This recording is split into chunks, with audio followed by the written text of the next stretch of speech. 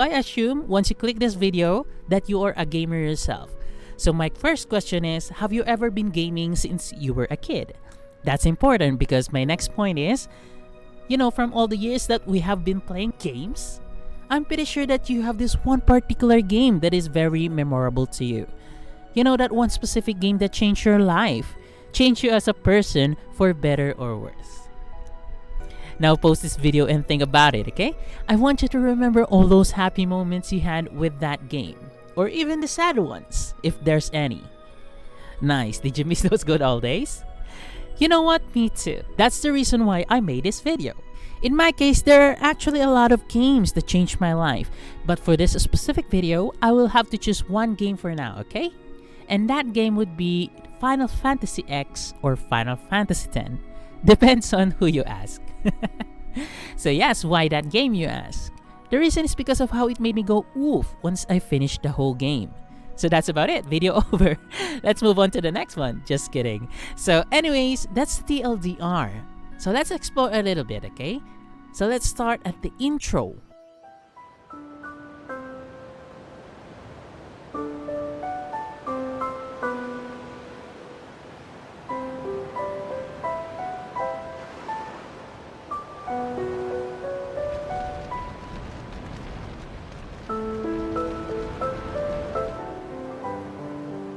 Listen to my story.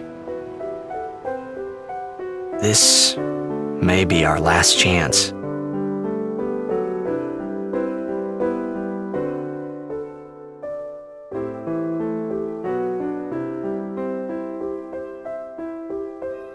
The game has actually a pretty serious intro and a unique one. It has a serious tone for a freaking video game. At first, you will actually be greeted by this scene and makes you confused as fuck as to why. Why are we here? Why is there a sad background music playing on? Why are you asking us to listen, and why do you think that this may be the last chance? Or last time? I can't really remember the exact words, but you get the gist of it. But even without knowing the full context, I already felt that creeping sadness within that scene. That is how effective it is. Okay, let's move on to the character now, or some of the tiny bits of the plot, so you won't be fully spoiled.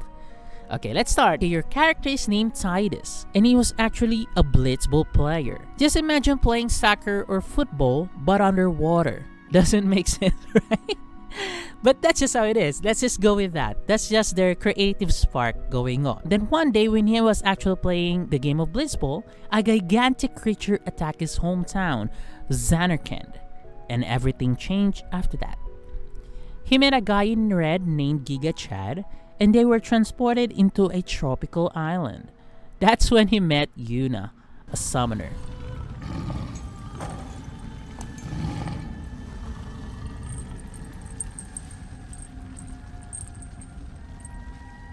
I've done it. I have become a summoner. What is a summoner? A summoner is basically the name itself. They summon monsters to aid them in battle. And eventually, after all that yada yada, they will just go into a long journey to collect all Aeons. So these Aeons are the monsters that the summoner can summon.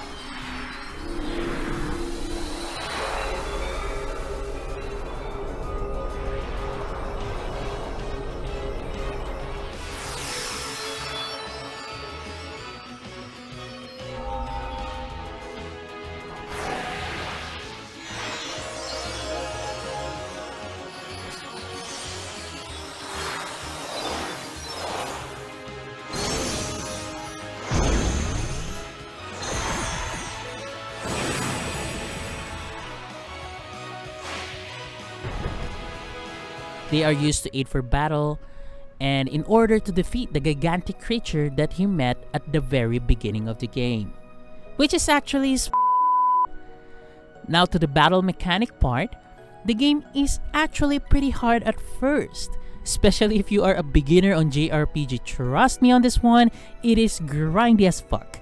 It is also less rewarding if you think about it because of how hard it is to level up once you reach higher levels.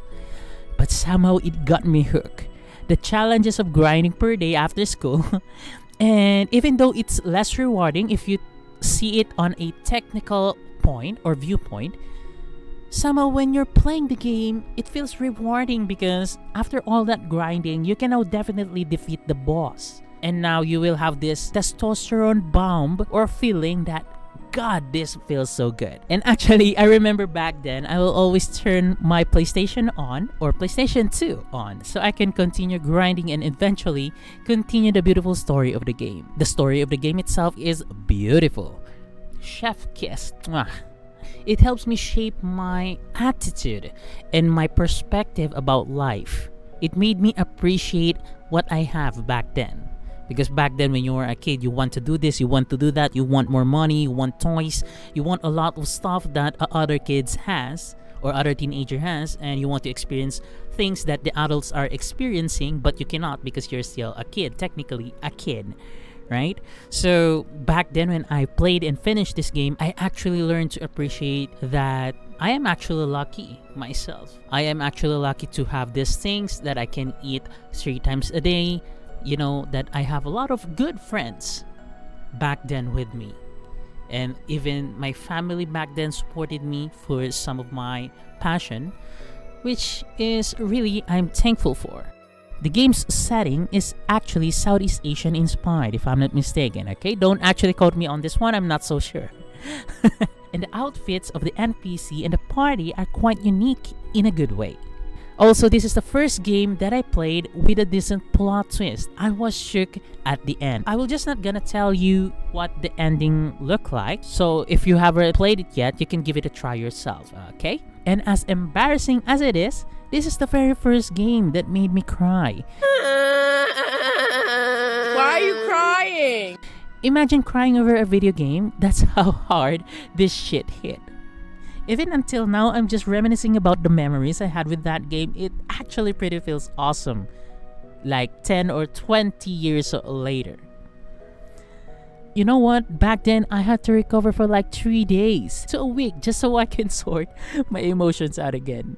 That's just so bad. So, this is also the very first game that FF Series or Square Enix implement voice acting, if I'm not mistaken again, which really adds to the depth and player immersion.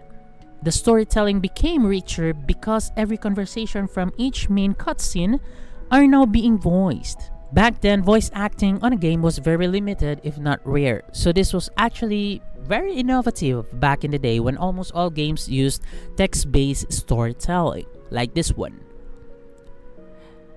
The game is just so good, you know. It is so great that I think it's arguably the best FF game back then. Again, this is just my own opinion, okay? So it may vary amongst individuals. So I cannot really give you a full categories about this because I don't really want to go technical about this. I just want to share my experience to you all and ride the nostalgia train once more, especially to those people that have played this game, okay? And actually even now that the graphics and gameplay is a bit dated, it still holds its own quite decently. So yeah, that's about it. The game is really good as long as you can get past through that grindy aspect of it. Like if you can bear with that, because that's pretty much the common, what do you call this one? Negative feature of dated games back then, especially JRPG. They are quite grindy. So as long as you can get past through that aspect, if you can bear with that, you will enjoy the game wholeheartedly. I promise you that with all my heart. Okay, so if you haven't given the game a try yet, you should consider buying one now and just play the game and enjoy it. So there you have it. What do you guys think? What is the game that is memorable to you? The game that changed you as a person for better or worse? Please write those down in the comments and let's have a healthy discussion while having a nostalgia ride about it all, okay? And maybe some of those games that you will write that influence you actually influence me as well. And hopefully it will inspire me to do another content like this one, which features another game in the future. So yeah, thank you for listening to my yapping and all of that. And I don't even know what the fuck is this. I'm just sharing my nostalgia and happiness to you all. And yeah, hopefully you will like this video and share it if you can. Maybe subscribe for the future content. that will be pretty much appreciated by yours truly. Okay? Thank you so much. Have a great day ahead to everyone else. That's about it. See you on the next one. Goodbye for now. Ciao. Peace.